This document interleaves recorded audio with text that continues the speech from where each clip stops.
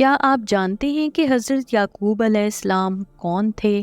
اور کیا آپ کو معلوم ہے کہ حضرت یعقوب علیہ السلام کو یعقوب لقب سے کیوں پکارا گیا؟ تو آئیے چلتے ہیں آج کی ویڈیو کی جانب۔ حضرت یعقوب علیہ السلام حضرت اسحاق علیہ السلام کے بیٹے، حضرت ابراہیم علیہ السلام کے پوتے اور حضرت یوسف علیہ السلام کے والد ہیں۔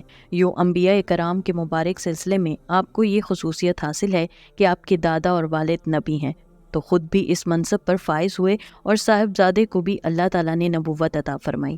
اللہ تعالیٰ نے آپ کی ولادت کی خوشخبری حضرت ابراہیم علیہ السلام کو آپ کے والد حضرت اسحاق علیہ السلام کی ولادت کی اطلاع کے ساتھ دی تھی۔ قرآن پاک میں ارشاد ہے، پھر ہم نے انہیں ابراہیم کو اسحاق کی اور اسحاق کے بعد یعقوب کی خوشخبری دی۔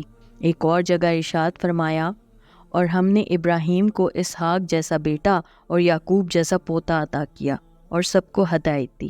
حضرت یعقوب علیہ السلام کا دوسرا نام اسرائیل تھا، اس لیے آپ کی اولاد بنی اسرائیل کہلاتی ہے۔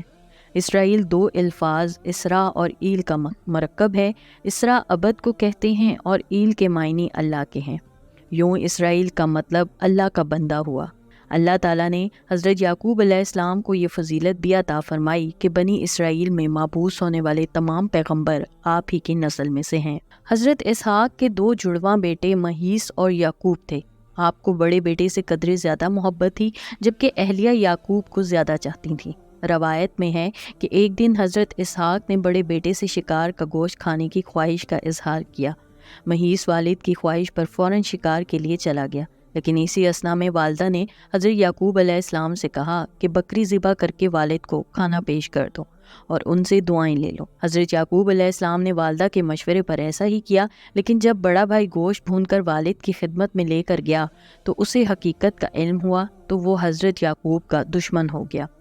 والدہ نے جب یہ دیکھا کہ انہوں نے حضرت یعقوب کو فوری طور پر اپنے ماموں کے پاس عراق کے شہر حران جانے کی ہدایت کی۔ حضرت اسحاق کو بھی مہیس کی ناراضگی کا علم تھا، لہٰذا انہوں نے بھی اس مشورے کی تائید کی اور پھر حضرت یعقوب اس روز رات کے پہر ماموں کے پاس جانے کے لیے نکل کھڑے ہوئے۔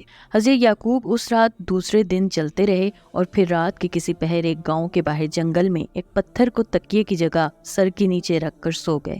وہ خواب میں دیکھتے ہیں کہ آسمان سے زمین تک ایک سیڑھی لگی ہوئی ہے جس سے فرشتے اوپر چڑھ کے اور نیچے اتر رہے ہیں۔ اسی دوران اللہ تعالیٰ حضرت یعقوب سے مخاطب ہوتے ہیں، میں تجھ کو عن قریب برکت دوں گا اور تیری اولاد کو کثیر کر دوں گا۔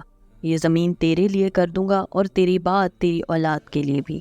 جب حضرت یعقوب نیند سے بیدار ہوئے تو انتہائی خوش تھے۔ آپ نے منت مانی کہ اگر وہ اپنے والدین کی طرف سلامتی کے ساتھ لوٹ گئے تو اس جگہ جہاں خواب نظر آیا تھا اللہ عز و جل کی عبادت کے لیے ایک گھر بنائیں گے۔ نیز یہ منت بھی مانی کہ جو کچھ اللہ تعالیٰ نے انہیں دے گا اس کا 10واں حصہ اللہ کی راہ میں خرچ کریں گے۔ حضرت یعقوب نے اس پتھر کو تیل لگایا جس پر سر رکھ کر سوئے تھے تاکہ واپسی میں اس کے ذریعے جگہ کی نشاندہی ہو سکے۔ حضرت یعقوب طویل سفر کے بعد حران میں اپنے ماموں کے پاس پہنچ گئے۔ ماموں بھانجے کو دیکھ کر بے حد خوش ہوئے اور ان کی خوب خاطر مدارت کی۔ مورخین تحریر کرتے ہیں کہ حضرت یعقوب کی 4 بیویاں تھیں جن سے اللہ تعالیٰ نے آپ کو اولاد کثیر سے نوازا۔ آپ کے 12 بیٹے اور 1 بیٹی ہوئی۔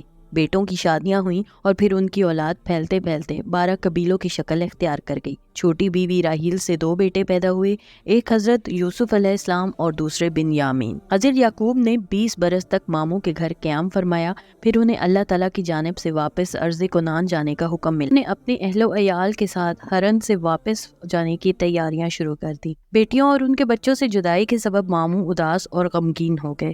انہوں نے حضرت یعقوب کو روکنے کی کوشش کی لیکن وہ تو حکم الہی کے پابند تھے۔ بالآخر ماموں نے بھیڑ بکریوں کے بڑے ریوڑ اور زیادہ راہ کے ساتھ سب کو رخصت کیا۔ حضرت یعقوب نے کچھ دن بڑے بھائی کی میزبانی میں گزارے، پھر ان سے اجازت چاہی۔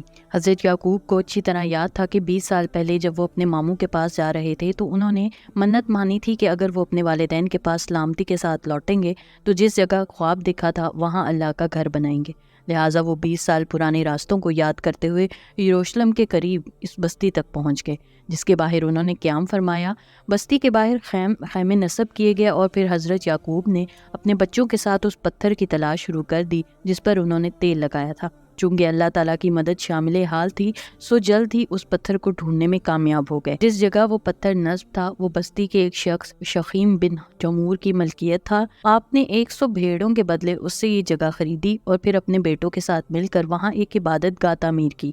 یہی جگہ آج بیت المقدس کہلاتی ہے۔ حضرت یعقوب علیہ السلام نے مصر میں 24 سال رہنے کے بعد وفات پائی اور وفات سے پہلے حضرت یوسف علیہ السلام کو وصیت فرمائی کہ میری میت میرے وطن بھیج کر والد اسحاق علیہ السلام کے پاس دفن کیا جائے۔